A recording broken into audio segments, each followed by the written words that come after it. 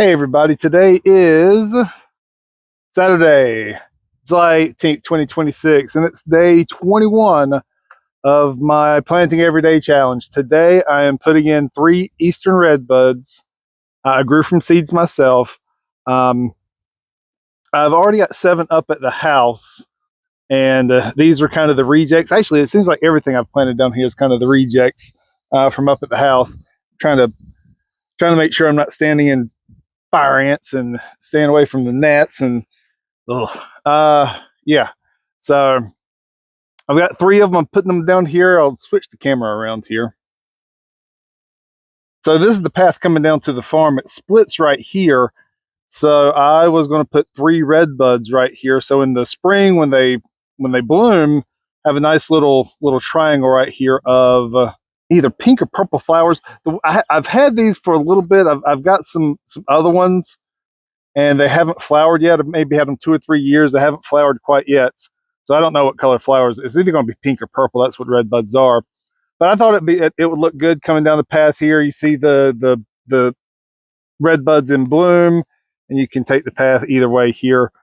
The white oak I put down here is right close to it. So the white oak's going to get huge. It's going to get big. It's going to be taller than these. So you'll see it above the red buds here. So, you know, in 10 years, maybe it'll look good. I don't know. I got these as I got the seeds off of a variety of redbud called, it's not called Morning Glory. Geez. It's Morning Sunrise or Sunrise something. I'll figure it out and post a picture right here. The leaves on the tip are yellow and it fades back to green. They're very pretty. These have not done that. I'm assuming that trait does not breed true, or at least maybe not in the first generation. In years to come, when they do flower and they do produce seeds, I'll collect those and see if maybe I can get some out of that. But don't know. I'm assuming that the person who developed this variety has already done that, and that is not how you get them. It seems like you get them only off of direct cuttings. But that's it. The redbud is it's a native tree. It's found all up along the East Coast. It has very pretty flowers in the spring. Like I said, they're pink or purple, and it's a nice little native tree. There's several in the neighborhood, but I just found this one. It was at a park. Actually, funny story about that.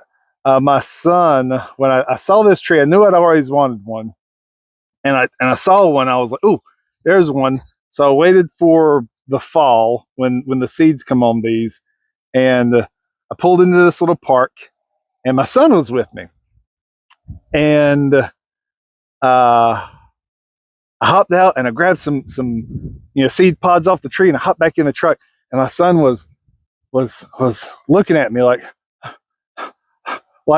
"Dad, did you just steal from? Did you steal those?" And I was like, I mean, nobody cares. Like, why are you? Why? But like, if I'd have hopped out, if I'd have hopped out of that Jeep and ran up to somebody and chopped their head off and hopped back into the Jeep at the same time, his reaction would have been the same. So like, it's good to know my son is. I don't have to worry about any shenanigans from my son, and as far as things like that go. But it was just funny to me that Dad, did you steal those? Geez, yeah. Nobody cares. The seeds are just going to fall on the ground anyway. Well, all right, that was a little story time. Let me flip the camera around, put it on the tripod, get these 3 in the ground, and then call it a day. All right, we'll go ahead and get these in the ground real quick. While I was switching camera here, I had to look it up because I had of course, whenever I'm filming like that, I've got the camera on me. I'm trying to think of something. My brain froze up on me. It's called a rising sun redbud is what I pulled this off of. And again, they were super cool. That's what I was hoping to get out of these. And even if I don't, that's fine because they're still natives. They're still pollinator friendly. I still wanted them anyway, but those rising suns are really cool. I think this is the part of the video where I call it a vlog, start the music, and you know, just wax poetically while I'm you know, you guys watch me dig a hole. But I think I'll run my mouth for a minute, then whenever I stop saying something I think is interesting, I'll just do a time lapse on this. Maybe it won't be too bad. Oh, that's right, that's what I meant to say. I was going to name this video something like, are your plants dying? You know, are your plants wilting? Are new plants wilting? That's what it was. Are new plants wilting? So at the end of this, I will show, you know, again, I've shown this in a lot of videos, my watering method. And this really, again, is as dry as the ground is right here. It really does a good job. So that's what I'm titling this video. It's still going to be the, you know, day 21 challenge.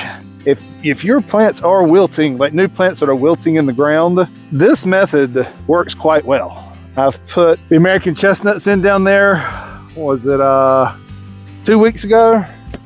They're still doing fine down there. I have gone back and watered them at least once, if not twice. I haven't got all of them twice yet, but that's the way I've watered them, so that it's nice and slow, and it's a lot of water. I mean, these little things are 4 or 5 gallons, and they just slowly trickle the water out. It's about 7:15 right now, and I'm going to go ahead and start the watering on this guy, and then put the other ones in, and we'll just see how long it takes, how much water is drained out of this thing, and the time it takes me to put all these other ones in the ground.